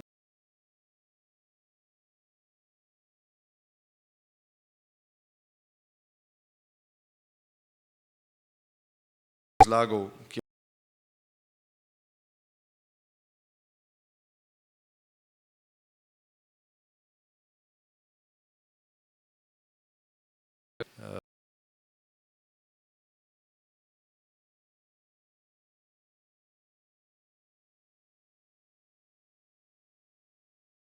in uveljavlja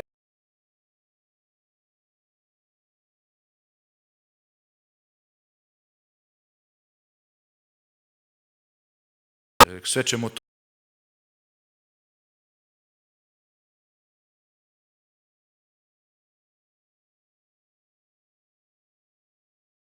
šel tja.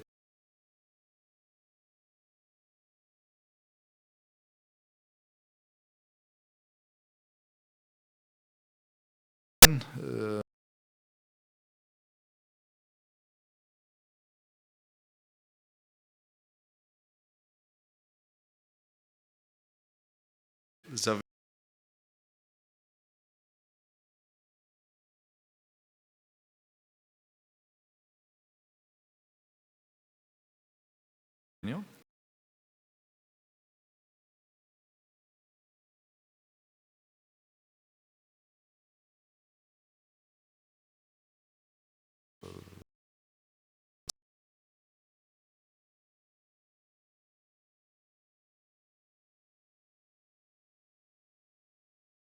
Hrvaškega predsednika.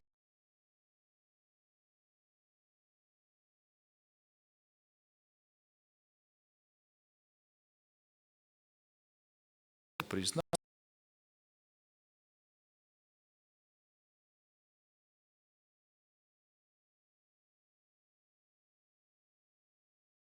In tako naprej.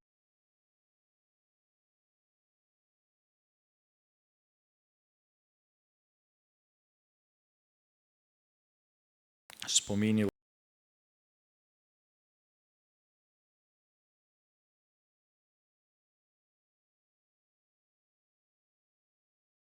stvari.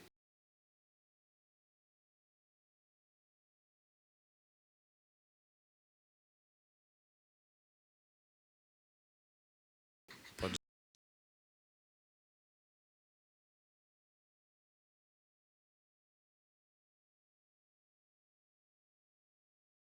so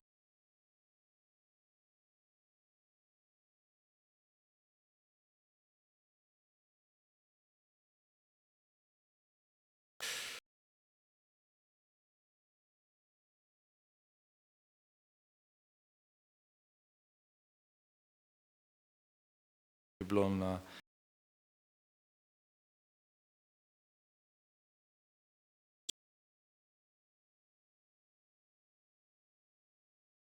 bilo nič.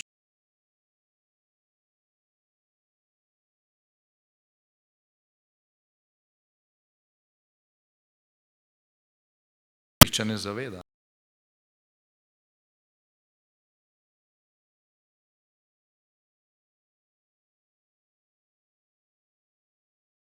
Saj nek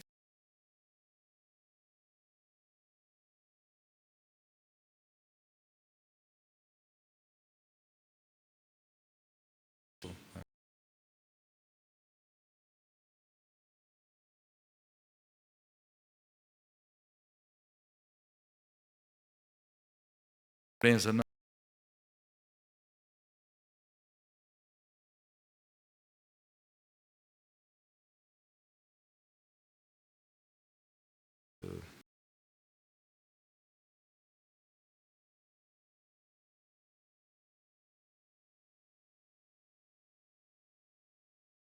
Jaz mislim, da je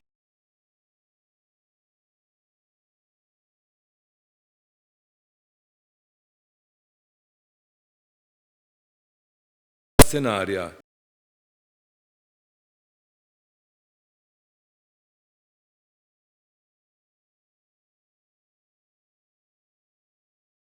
Ga je prav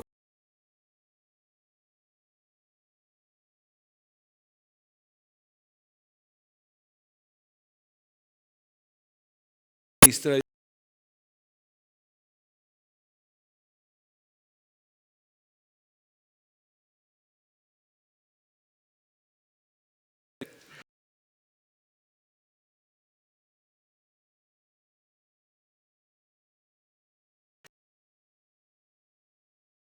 in imeli dober položaj.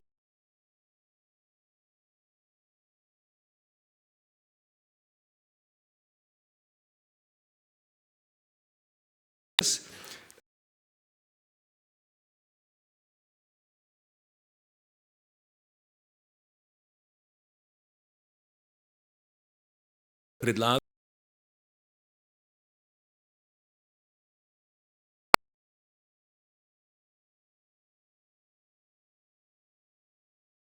organizacijo.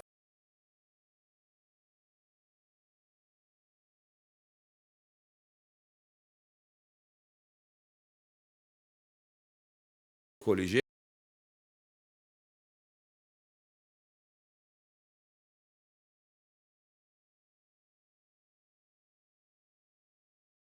Svoje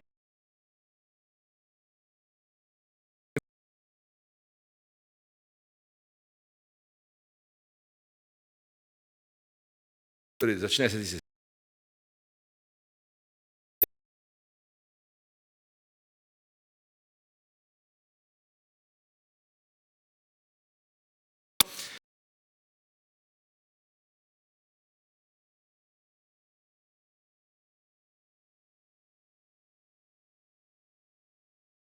O tem govorim.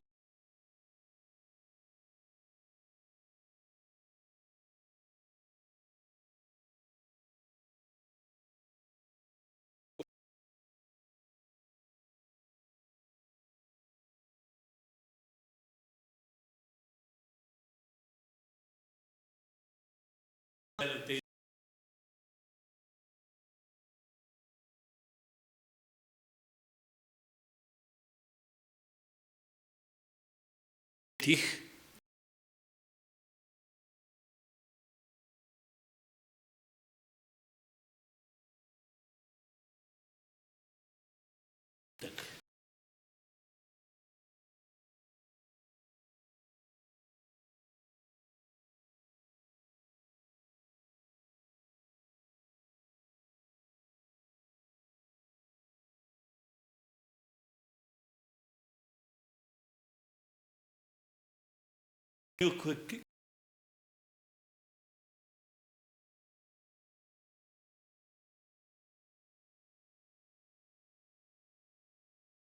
Kučan.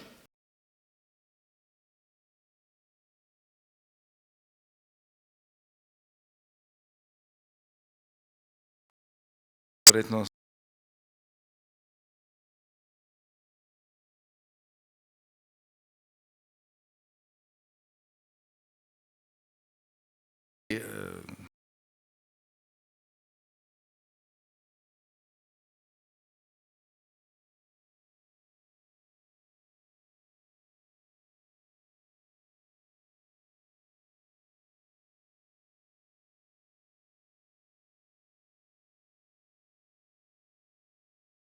to sta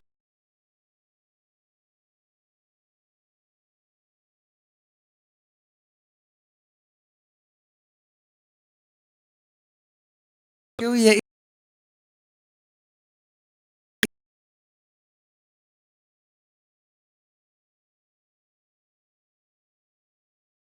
sem imela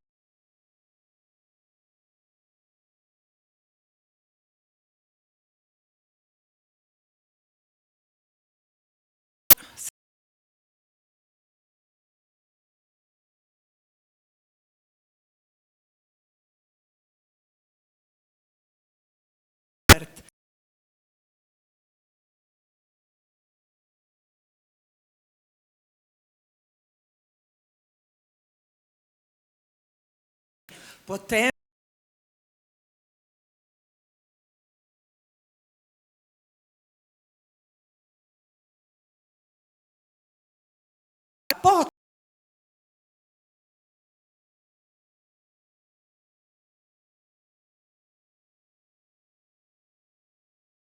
po predsednik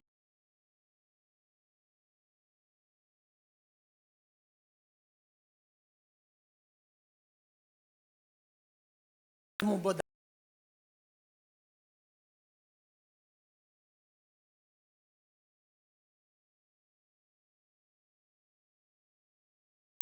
ki bi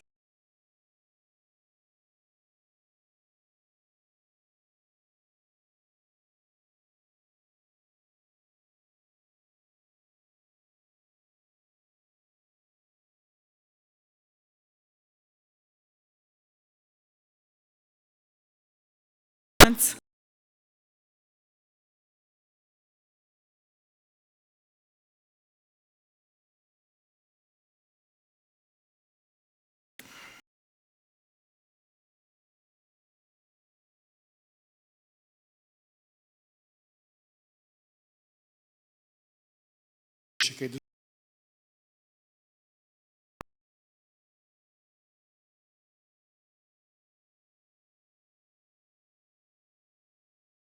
vsaj z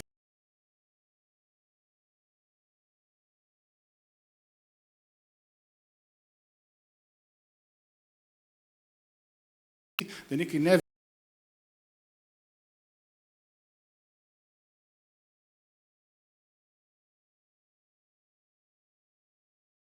bolj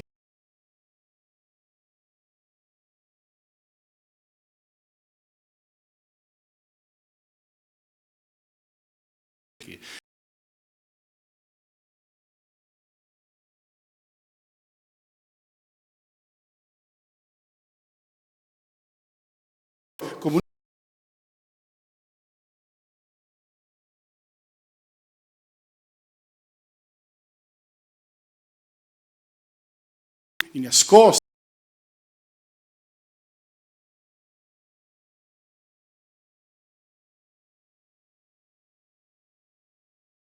rekel,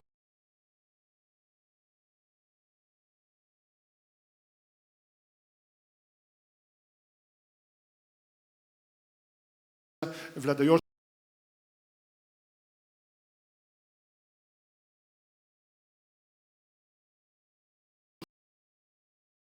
te druge,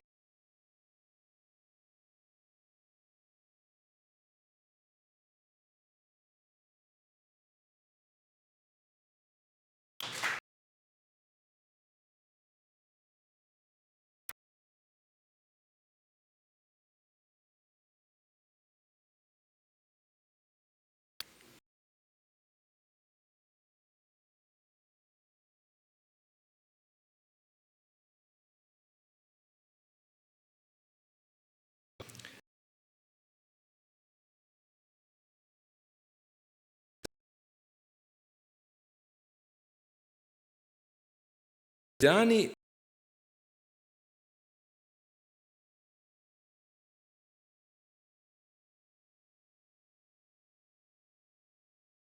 petsto, mislim,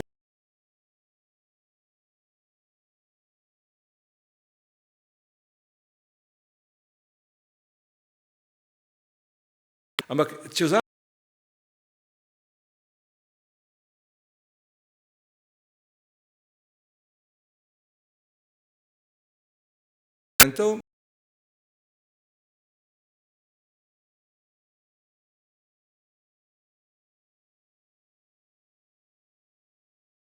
da je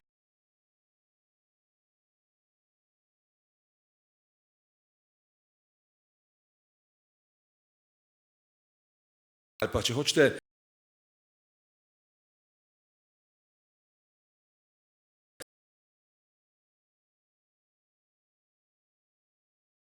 proti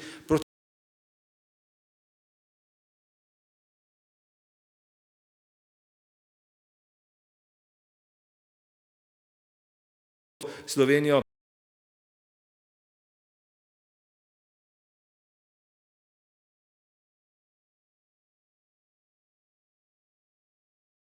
tudi vaš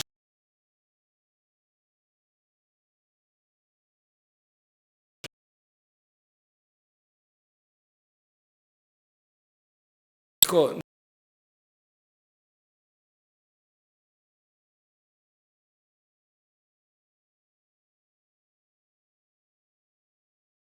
veliko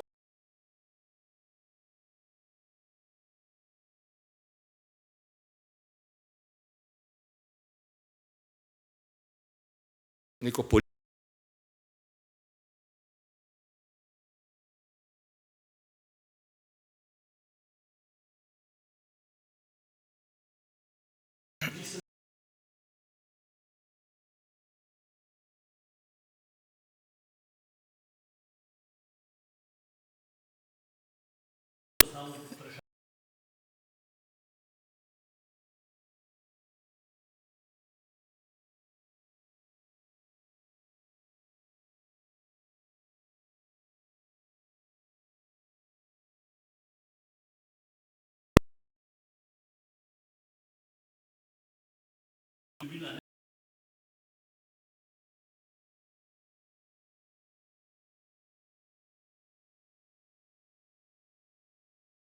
To sta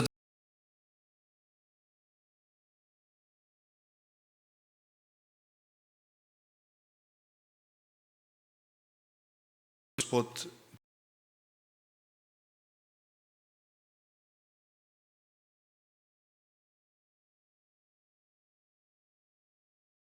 tisti, ki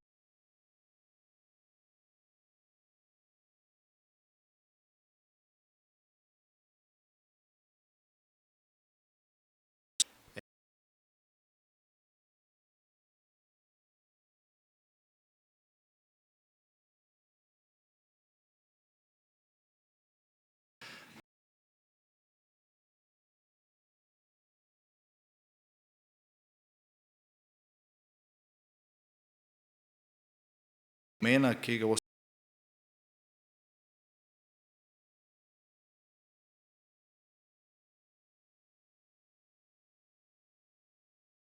nagrajen.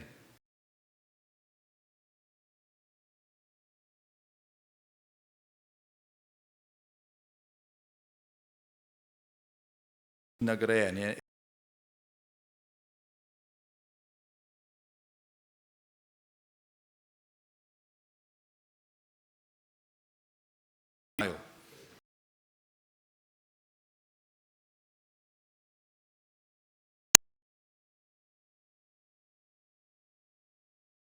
Samostojnost.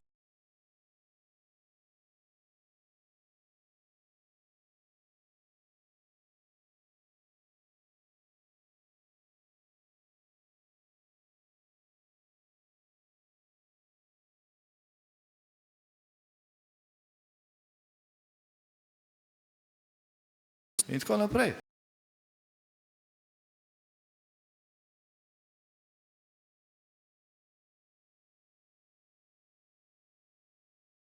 Fasado.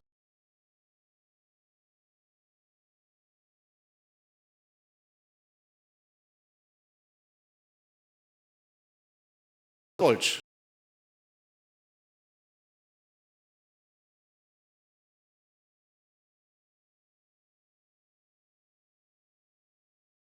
Minister.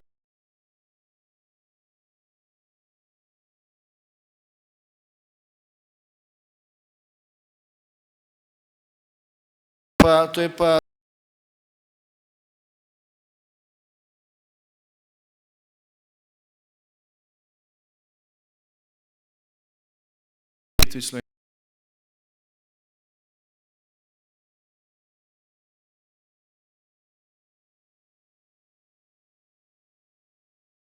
ne?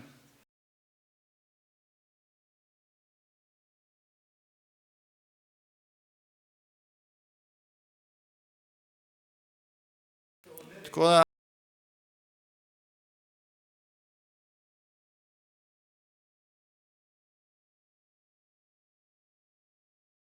tega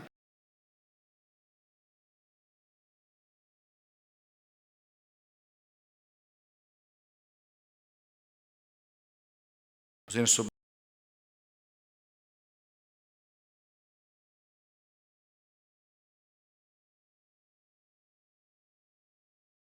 bili vse skozi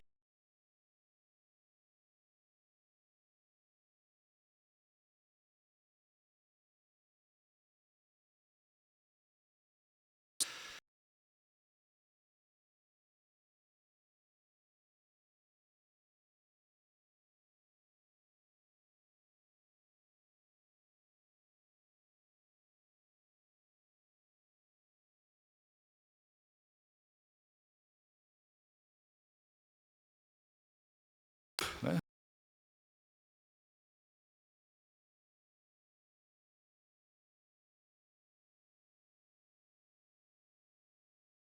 Deset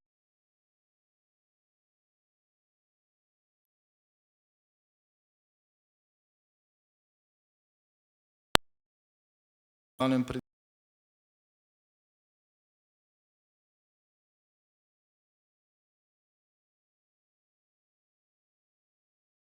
izsiljevali, ne?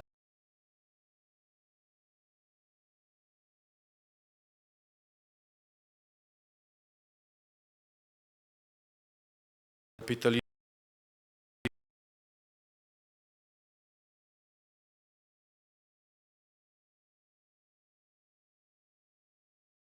Mladi pa mnogo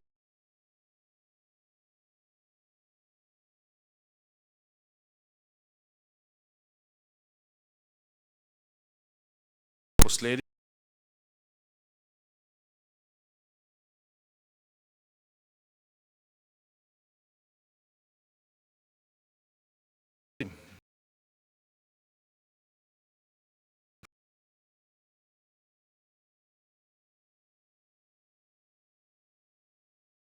Ker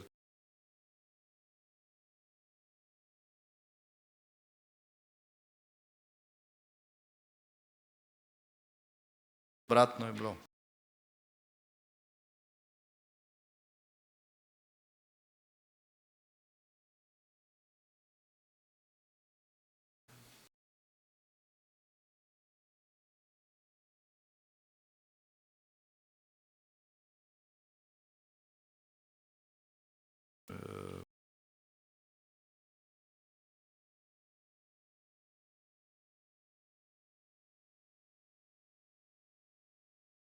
Najlepša hvala.